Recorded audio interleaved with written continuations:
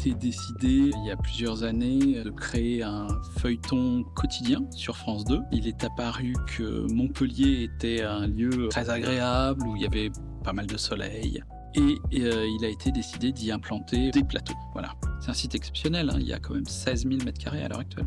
Les acteurs locaux se sont vraiment emparés eux aussi du projet, ils y tenaient. D'ailleurs, en fait, ils ont donné un nom au site. Ils l'appellent Vandargwood.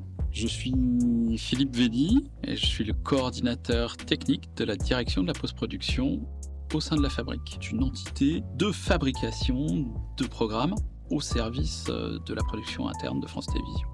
Que ce soit du direct, des programmes enregistrés qui seront diffusés ultérieurement.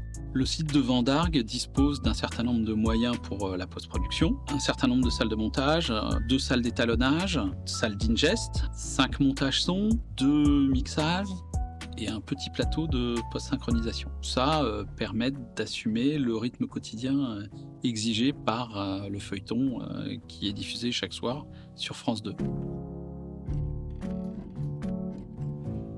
CTM aujourd'hui, CTM Group, à travers CTM Solutions, est un intégrateur de solutions de post-production et d'archivage de médias.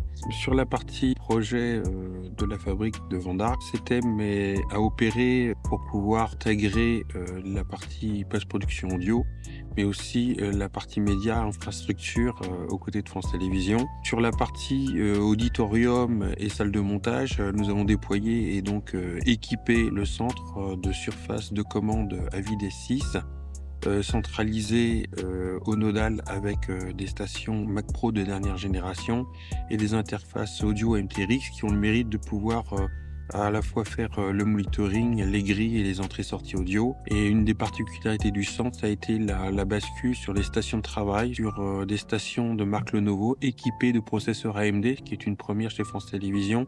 L'avantage des AMD, c'est qu'ils sont optimisés à la fois pour le monde graphique, les VFX sur le montage. Le tout, c'est d'avoir un nodal relativement souple et de pouvoir à tout moment affecter une station à une tâche et à travers le stockage collaboratif, de pouvoir permettre à tout le monde d'échanger ses sessions.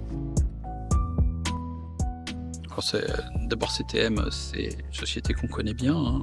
On a fait pas mal de projets avec eux, ça s'est toujours bien passé. On a essayé de choisir le meilleur matériel dans l'instant. Et aujourd'hui, on n'a pas de retour négatif, bien au contraire, on n'a plutôt pas de problème avec ces stations. C'est pas simplement un achat matériel et une mise en place. Voilà, les choses se font en collaboration, on réfléchit ensemble à faire de nouvelles choses, à aller plus loin.